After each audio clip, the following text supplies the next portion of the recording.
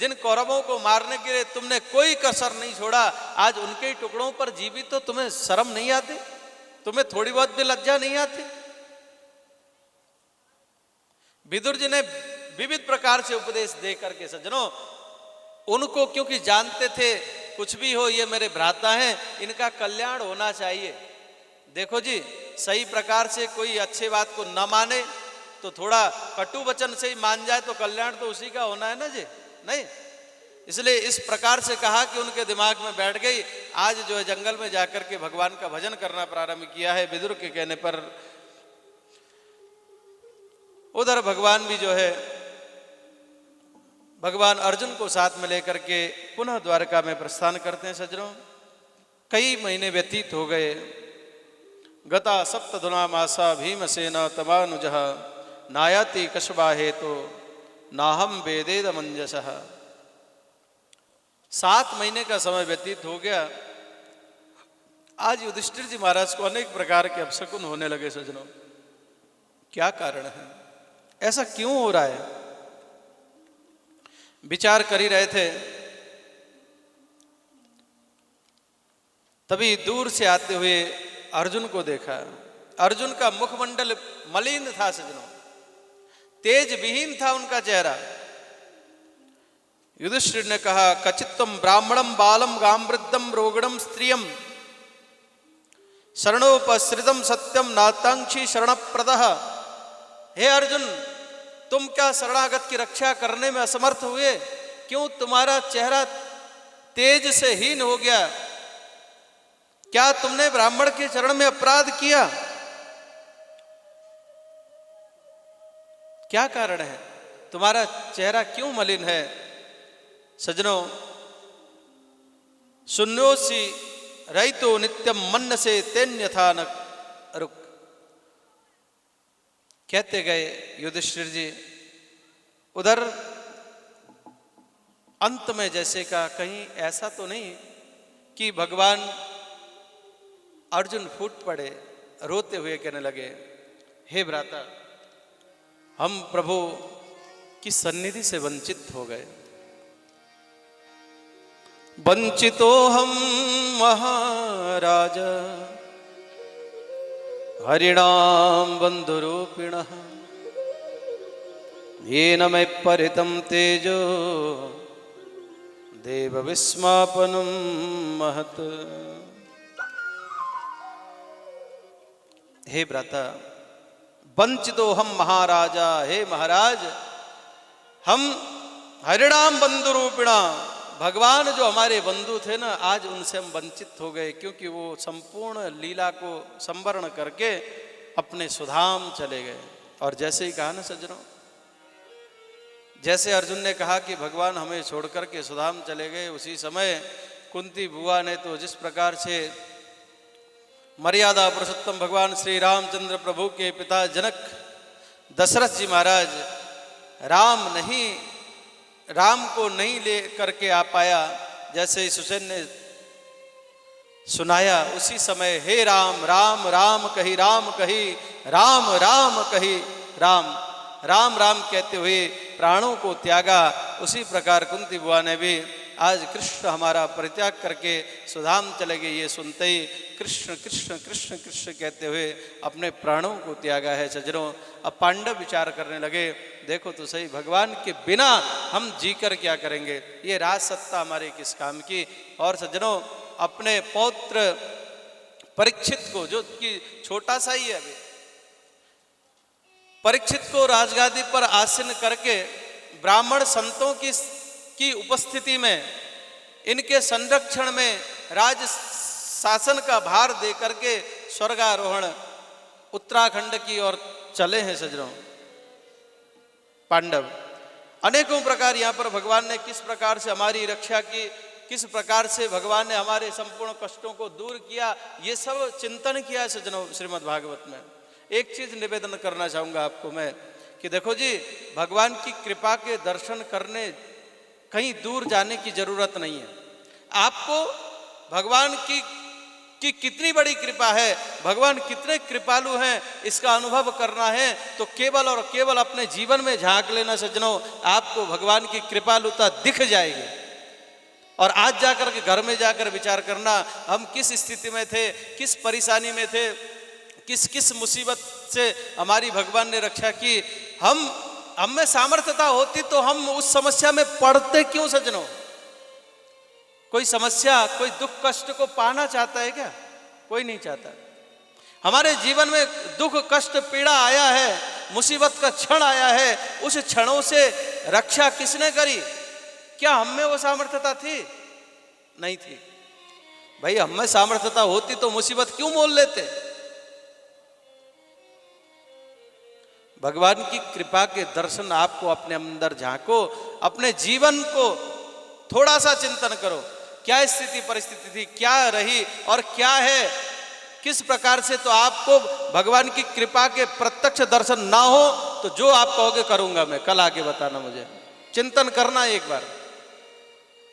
भगवान की कृपा के दर्शन करने के लिए बाहर भटकने की कतई जरूरत नहीं है सज्जनों। आप अपने जीवन में झांको, आपको कृपा के दर्शन अवश्य होंगे। आपको मालूम पड़ेगा कि हाँ भगवान ने कृपा करी, उस समय कृपा करी, उस समय कृपा करी, ऐसी स्थिति में हमें बचाया भगवान ने, उस समय कृपा के दर्शन होंगे सज्जनों। और जब तक आप न भगवान की कृपा के दर्शन नहीं करोगे तब तक भगवान से प्रेम बढ़ नहीं सकता। ध्यान देना सज्जनों, साधारण सी बात है भाई। प्रेम अगर बढ़ाना हो तो थोड़ा बहुत जानकारी चाहिए। हाँ, जानकारी चाहिए। अगर मान लो साधारण जग में भी हम संसारिक हैं सब, हमारे यदि कोई यदा कदा कोई काम आया हो तो हम उस ऋण को भूलते नहीं है। भूलते हैं क्या? उसके उपकार को हम भूलते नहीं है। तो हम उसके द्वारा किया हुआ जो उपकार है, उसी ऋण के कारण ही हम उसको भुला नहीं पाते कभी। जब साधारण मनुष्य में ये है तो हम उसके कृपा के दर्शन कर लेंगे सज्जनों, तो हम चाहेंगे हम भूल जाए तो भी नहीं भूल सकते। तो भगवान से प्रेम करना हो, प्रेम बढ़ाना हो तो उनकी कृपा के दर्शन करिए सज्जनों। और उनकी कृपा के दर्शन करने के लिए कहीं दूर जाने की जरूरत नहीं है। अपने जीवन में झांको, किस परिस्थिति में भगवान ने हमारी रक्षा की, उनकी कृपा का आपको अनुभव होगा तो भगवान के चरणों में हमारा प्रेम होगा होगा होगा, इसमें कोई संदेह नहीं।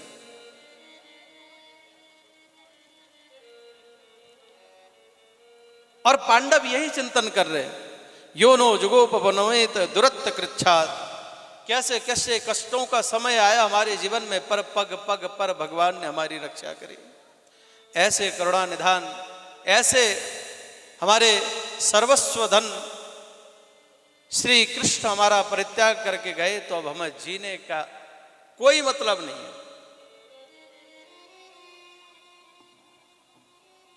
तब गए सज्जनों और स्वर्गारोहण किया है। इधर पांडव इधर राज चलाने लगे। परीक्षित जी महाराज ब्राह्मणों के अधीनस्थ होकर के बड़ा दिव्य प्रकार से राज का संचालन करने लगे। उत्तर की पुत्री इरावती से इनका विवाह हुआ सज्जनों। 4 पुत्र इनके हुए। सबसे बड़े पुत्र जन्मेजय कहलाते हैं। आज जिस प्रकार से हमारे पूर्वजों ने राज किया, जनता की सेवा की, संतों की सेवा की, उसी प्रकार से मैं भी करूंगा, ऐसी भावना उनको है। और भेष बदल बदल करके संतों के कुटिया में जाकर के सेवा करते हैं सज्जनों। ये ध्यान देना, कोई बड़े पोस्ट पर हो ना व्यक्ति और वो ऐसे ही आ जाए तो स्वाभाविक है हर कोई उठ करके स्वागत सम्मान करेगा। तो आज राजा परीक्षित विचार करते हैं कि मैं राजा के रूप में यदि जाऊंगा, राजा के रूप में यदि मैं जाऊंगा तो संत सेवा करने मुझे नहीं देंगे। तो भेष बदल करके जाते हैं सज्जनों संत की कुटिया में जाकर के विविध प्रकार से सेवा करते हैं। सेवा करने के उपरांत सर्वत्र राज्य में जाकर के देखते हैं, कुछ मोटी मोटी सी आने लगी, बिगड़ गई आवाज, छेड़ो मत ज्यादा। श्री रथ है।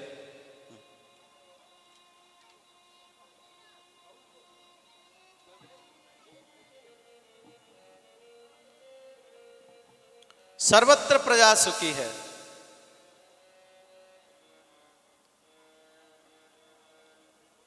एक समय की बात, जब वो इसी प्रकार से जनता को कोई कष्ट तो नहीं है, परेशानी तो नहीं है, ये देखने के लिए गए थे सज्जनों। उन्होंने एक दृश्य देखा, एक गौ माता और वृषभ दोनों आपस में वार्तालाप कर रहे थे। गौ के रूप में साक्षात पृथ्वी ही गौ का रूप था, और वृषभ जो धर्म के रूप थे वो वृषभ बने हुए थे। उस वृषभ के 4 पैर में से एक ही पग शेष था, तीनों पग कटे हुए थे। और उस एक पग को भी काटने के लिए काला कलूटा पुरुष हाथ में तलवार लेकर के जैसे ही आते हुए देखा, राजा ने देखा। राजा परीक्षित कोई साधारण तो है नहीं, आज समझ गए कि ये कोई और नहीं, ये पृथ्वी माता और धरती, पृथ्वी माता ही गौ के रूप में है और वृषभ धर्म के रूप में समझ गए परीक्षित। और जाकर के सज्जनों, जब धर्म और पृथ्वी का संभाषण उन्होंने सुना कि ये दुष्ट पुरुष, ये कली जो है, इस मेरे बचे हुए एक पग को भी काट देना चाहता है, राजा से देखा नहीं गया। अब राजा ने सज्जनों जैसे ही उस काले कलूटे पुरुष का वध करने के लिए हाथ में तलवार लेकर के आगे बढ़े हैं, उसी समय वह पुरुष परीक्षित के चरणों में गिर गया और हाथ जोड़कर निवेदन किया, महाराज मैं आपके शरण में हूं, मेरी आप रक्षा करो।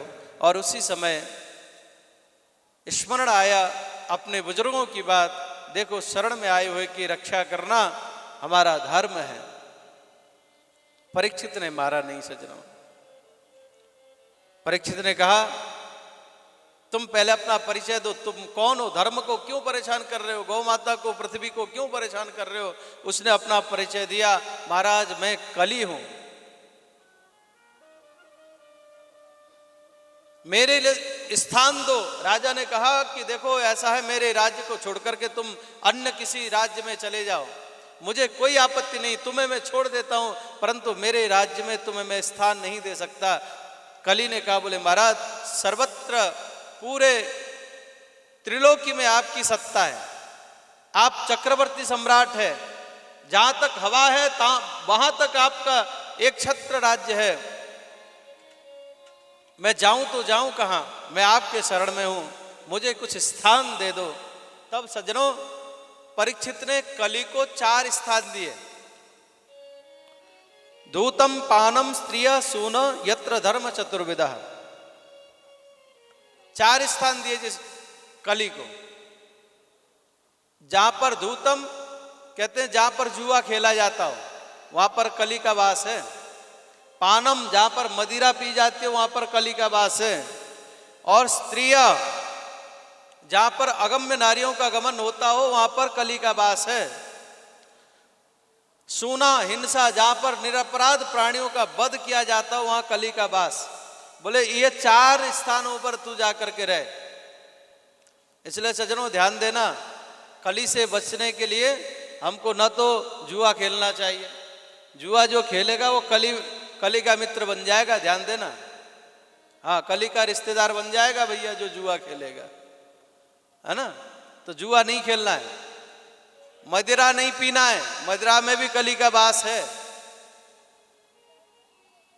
देखो जी भाई, किसी को कोई बीमारी हो और दवाई के रूप में वो अलग विषय है भाई, शरीर माध्यम खलु धर्म साधनम, अगर दवाई के रूप में कोई लेता हो उसकी बात अलग है, औषधि के रूप में अलग विषय है भाई, औषधि के रूप में सेवन करो दोष नहीं है, पर अगर टिल्लो होने के लिए पीते हो तो आप जो है ना कली के रिश्तेदार हो फिर। हाँ,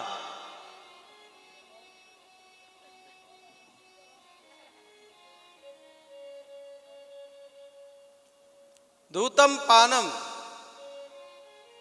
मदिरा का सेवन नहीं करना चाहिए, उसमें कली का वास है। अच्छा सोचो जरा भाई, जिस मुखमंडल को, हाँ, जिस शरीर को बढ़िया इत्र फुले लगा करके सजाते हैं, खूब पीने के बाद में बेचारा बंदा वही मुंह नाली में दिया रहता है।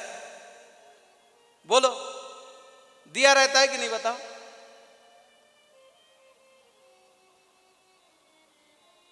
कलयुग तो ऐसे ही कांड कराएगा साहब। इसलिए कलयुग के रिश्तेदार मत बनना, करबद्ध निवेदन है। और अक्सर जो भी इस लत में है ना, बेचारे घर वाले परेशान, पत्नी परेशान, बच्चे परेशान, बच्चों का भविष्य अंधकार, उनकी किडनी लीवर खराब होने का चांस, बेचारा वो तो मरेगा ही मरेगा, सब में दसों को दुख दे करके मरेगा।